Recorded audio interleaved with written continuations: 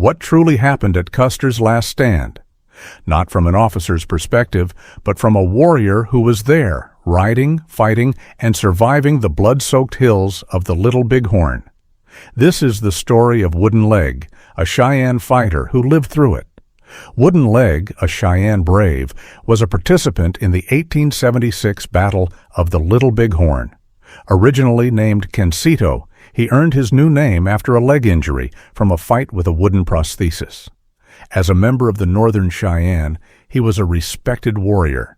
He fought in multiple skirmishes against U.S. troops, including the encounter with Custer's 7th Cavalry at the Little Bighorn. After the battle, he retreated to Canada with other braves before eventually returning to live on the Northern Cheyenne Reservation in Montana, where he passed away in 1940. Wooden Leg is remembered for recounting his recollections of the Little Bighorn to historians, offering a crucial Native American perspective of the battle. His account has been preserved in books and records, providing a distinctive viewpoint on this decisive historical moment. Please remember to like and subscribe to help our community grow. I was asleep when a sudden noise jolted me awake. Something in the sound scared me. I sat up, listening carefully. My brother, Yellow Hair, also stirred. We both leaped to our feet. Chaos had erupted throughout the camps. Distant gunshots echoed. We rushed from the trees to get a clearer look. The shooting seemed to come from the upper part of the village. Our people were scattering, some fleeing west toward the hills, others hurrying down the river. Women screamed, warriors shouted, and elders called out warnings. "Soldiers are here! Young men, defend us!" We sprinted to our lodge. Fear filled the air. Women hastily gathered belongings for escape. Some fled north or across the water with nothing. Children searched for their mothers, while mothers called out worriedly for their children. I grabbed my rope and pistol, then ran to where our horses were kept. I saw 3 young herders. One was catching grasshoppers. The other 2 were roasting fish over a small fire. I shouted a warning and asked about the horses. Without a word, they leaped onto their tethered ponies and galloped toward camp.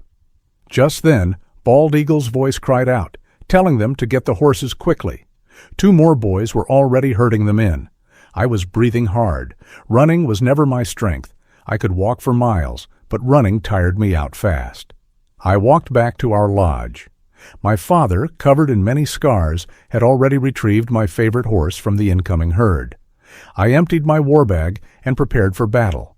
I tore off my ordinary clothes and put on a new pair of leggings, a gift from an Oglala Sioux. A fine cloth shirt came next. I kicked off my old moccasins and slipped into beaded ones. My father draped a blanket over my horse and fashioned a bridle from the rawhide rope, soothing the animal. "Hurry," he urged. I worked as fast as I could, but still needed more time. I seized my paints and a mirror. Meticulously, I painted a blue-black circle around my face, filling it with red and yellow. I combed my hair, tying it with a buckskin strip. Bullets, caps, and my powder horn were the final items. "Hurry," my father said again, so I left my hair loose and ungreased. I jumped onto my horse and charged after the other braves. My brother had already raced ahead. He wore a buckskin shirt adorned with crow hair, but thick dust clouded the sky, limiting my sight. I followed the mass of mounted warriors surging forward. We moved through the Oglala camp, where countless riders encircled the soldiers, who fired continuously. We answered with a storm of arrows. I rode alongside the Sioux, maneuvering around the soldiers until we cut off their retreat. By then, they had taken cover in the woods, some with Crow or Shoshone scouts. Most had already fled. Our warriors pressed closer, pouring arrows into the trees. Gunfire responded, but we held our ground. More fighters arrived, surrounding the grove. Dead soldiers lay scattered in the grass and sage. The rest would not hold out much longer. Some Sioux moved in close, with torches ready to set the woods on fire. Then all at once the soldiers burst from hiding on their horses. I was near where they broke out. I pulled my horse around and dashed into a desperate run, just like the others. But they were not chasing us. They were running for their lives, galloping across the open plain toward the river. We halted only for an instant before pursuing them. A wave of Sioux joined the chase. My position put me near the front. Their horses moved sluggishly, exhausted. Ours raced like the wind. We closed the gap swiftly. I fired 4 shots. I have no idea if my bullets struck their target. Nearby, a Sioux drove an arrow into a soldier's head. Another sank into his shoulder. He tumbled from his horse. More men fell to arrows, spears, or the Sioux's stone war clubs. Horses collapsed, wounded or killed. Our battle songs mixed with taunts. "Go home, boys. You should have brought more soldiers. Was the rosebud not enough for you?" Little Bird and I targeted one soldier. He wore a long war bonnet, riding just ahead.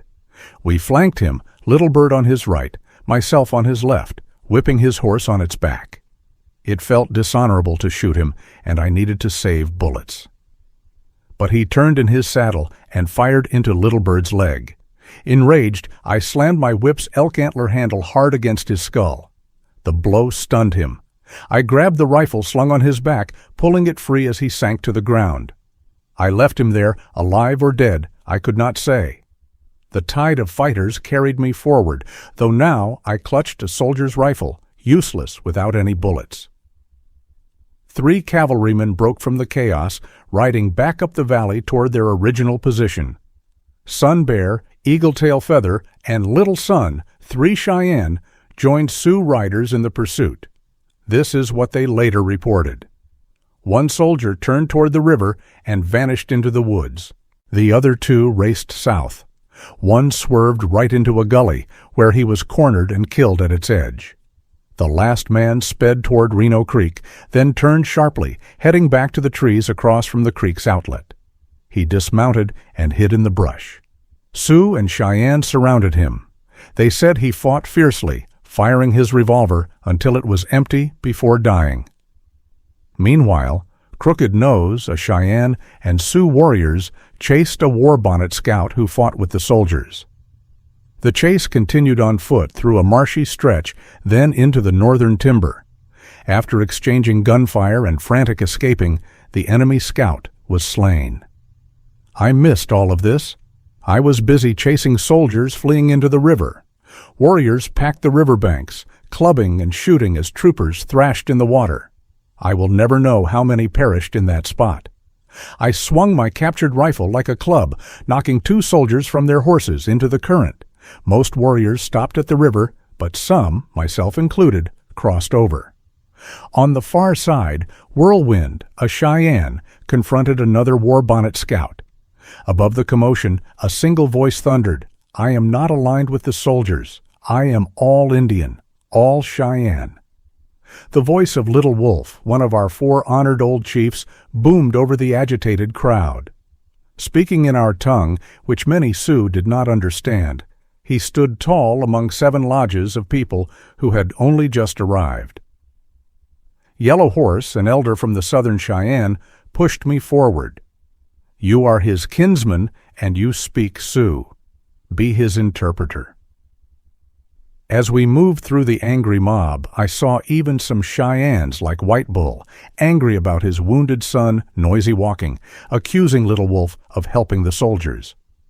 When I questioned him, the chief's eyes flashed with fury.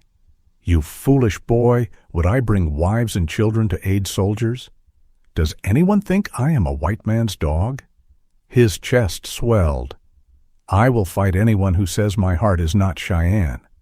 Little Wolf then described how his group had spotted soldiers camped on the upper Rosebud, traveled warily in the dark, found abandoned military supplies, watched the battle from distant ridges, and only approached when the shooting stopped. After I translated his story, the Sioux war chief declared him innocent. Though a few grumbled about his late arrival, the tension eased when Little Wolf's women distributed precious reservation sugar and coffee to soothe the strain. That afternoon, our people conducted sacred burials. Lame White Man was given honors, fit for a chief. I helped lay his stiff body in a mountain crevice gently. First, preparing a sheltered recess. Second, wrapping his body in blankets and a buffalo hide. Third, sealing the resting spot with flat stones. In both Sioux and Cheyenne camps, grief was profound. Mothers and sisters cut their arms in ceremonial mourning, while the charred frames of grieving tents smoldered under the night sky. Even the usual campfires were few, lit only for food or the solemn burning of the dead's belongings.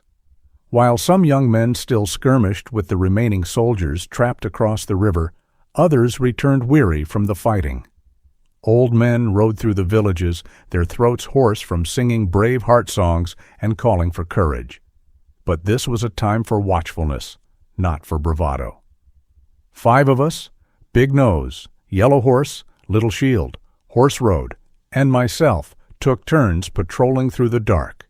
Once, crawling to the high bluffs overlooking the soldiers' refuge, we saw them huddled below. Though we could have shot them, we held our fire. Our job was to watch, not to start a battle.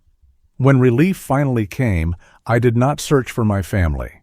Instead, I let my horse go and collapsed onto a patch of thick grass, my exhaustion heavier than the morning dew.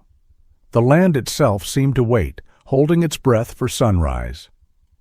This account is only one thread in the tapestry of that day, a story not only of victory, but of loss, vigilance, and the unbroken spirit of our people. If you wish to come closer to the truths of the Great Sioux War, stay with me. There are more battles to remember, more stories to honor. Until then, may your path be clear and your mind open to the whispers of history. If you want to hear more Native accounts from history's forgotten wars, press the like button, subscribe, and notification bell. The voices of the past still have stories to tellerman.